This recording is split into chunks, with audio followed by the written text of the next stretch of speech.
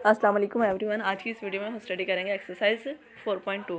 Question number 1 है हमारे पास और यहाँ पे हम इस एक्सरसाइज में ये भी सीखेंगे कि इस तरह से इम्प्रॉपर फ्रैक्शन को फ्रैक्शन में कन्वर्ट करना है। अब ये देखें हमारे पास ये वाली जो फ्रैक्शन है, सबसे पहले ये चेक करते हैं कि ये प्रॉपर है, ये इम्प्रॉपर है। अब ये देखें नोमिनेटर में वैल्यू जो है वेरिएबल की पावर जो है डिनोमिनेटर से लेस देन है, तो ये हमारे पास कौन सी फ्रैक्शन है? हमारे पास ये प्रॉपर फ्रैक्शन है। अब हम इसे सॉल्व करते हैं।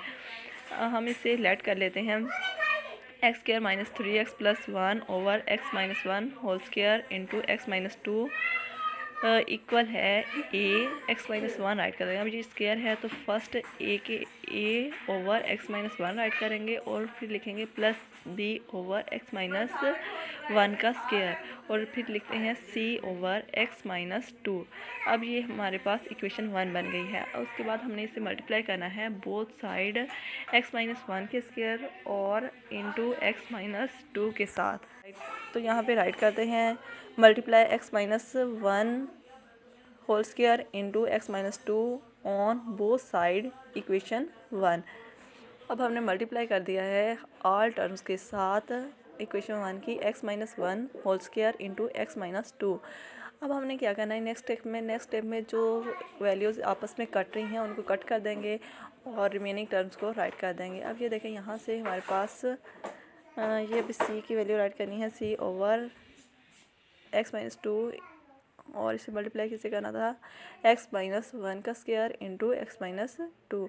अब हमने जो सेम वैल्यूज़ है उनको कट कर देते हैं। अब ये देखिए इस टर्म के नीचे जो है ये दोनों कैंसिल हो जाएंगे और यहाँ से एक्स माइनस 1 एक्स माइनस 1 से कैंसिल हो जाएगा और उसके बाद एक्स माइनस 1 का होल स्क्वायर से कैंसिल और एक्स माइनस 2 से कैंसिल। यहाँ पे हमारे पास बच जाता है एक्स स्क्वायर माइनस थ्री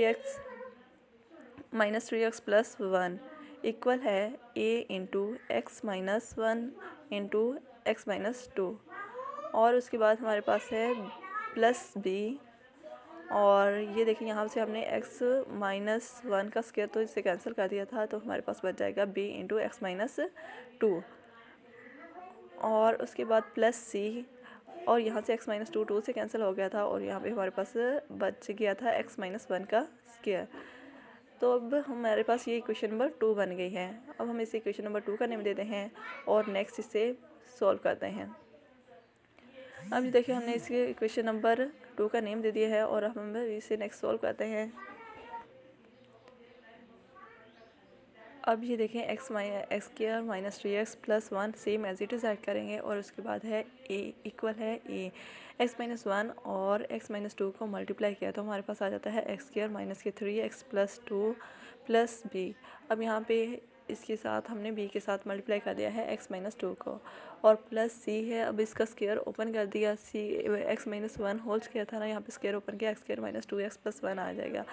अब हमने नेक्स्ट क्या करना है put x is equal to 1 और x इज इक्वल टू 2 को इक्वेशन 1 में पुट कर देना है।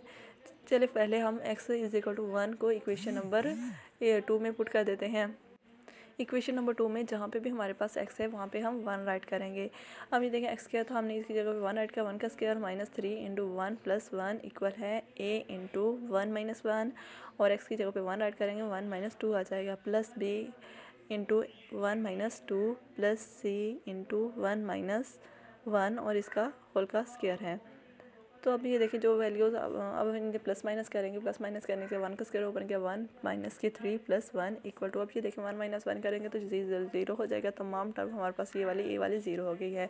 प्लस अब है b इंटू 1 माइनस 2 है तो हम 1 माइनस 2 करेंगे तो हमारे पास आंसर आ जाता है माइनस के 1। अब ये देखिए सी के साथ मल्टीप्लाई हो रहा था 1 माइनस 1, ये भी हमारे पास ये टर्म ज़ीरो हो गई है। अब हमारे पास b की वैल्यू आ जाती है, सॉल्व करने से b की वैल्यू हमारे पास 1 आ गई है। अब हमने नेक्स्ट वैसे ही पुट करना है x is equal to 2 in equation 2 में। अब x की जगह पे जहाँ पे भी x है वहाँ पे हम 2 पुट कर देंगे।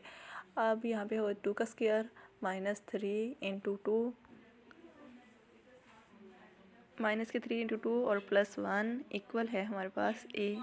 अब x की जगह पे 2 पुट कर देंगे, 2 minus 1 into 2 minus 2 plus b 2 minus 2 plus c अब है हमारे पास 2 माइनस 1 और इसका स्क्वायर है। अब ये देखिए जो वैल्यू कट रही हैं तो हम इनको कट कर देंगे। 2 को 2 से मल्टीप्लाई किया 4 आ जाएगा, माइनस के 6 प्लस 1 इक्वल है, यहाँ पे ये देखिए 2 से 2 को माइनस किया तो हमारे पास ये टर्म तमाम ज़ीरो हो गई है और बी वाली टर्म भी हमारे पास ज़ीरो हो जाएगी। और जब 2 में से -1 कर दिया तो हमारे पास 1 आएगा। सी को 1 को 1 से मल्टीप्लाई करेंगे तो हमारे पास 1 आएगा और 1 को सी से मल्टीप्लाई किया सी आ गया। 4 - 6 + 1 किया तो हमारे पास आंसर आया है -1। सी की वैल्यू -1 आ गई है और बी की 1 आई है। अब हमने फाइंड करनी है ए की वैल्यू। इसके लिए अब हमने क्या करना है, comparing coefficients of x square.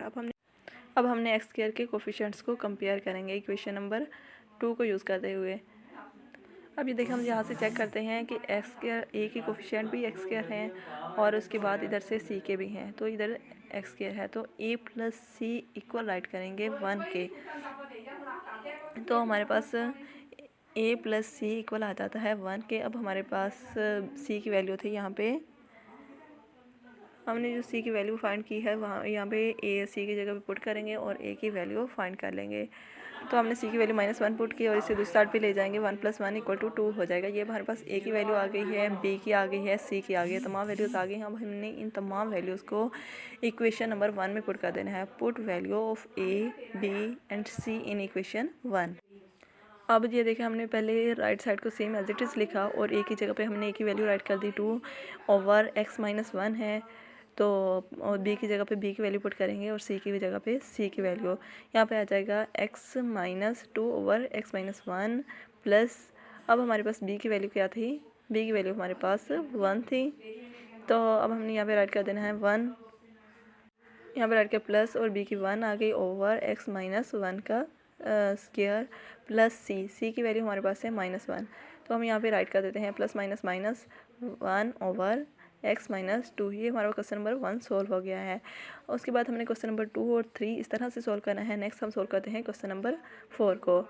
और अब सबसे पहले हम इसे चेक करेंगे ये कौन सी फ्रैक्शन है। अब ये देखिए नोमिनेटर में वेरिएबल की पावर जो है डिनोमिनेटर से ग्रेटर है, तो ये हमारे पास कौन सी फ्रैक्शन हो, ये हमारे पास इम्प्रॉपर फ्रैक्शन है। अब इसको प्रॉपर में कन्वर्ट करने के लिए क्या करेंगे, अब ये डिनोमिनेटर में सबसे पहले जो वैल्यूज़ हैं उनको मल्टीप्लाई कर लेते हैं। मल्टीप्लाई करने के बाद हमारे पास x³ - x² आया।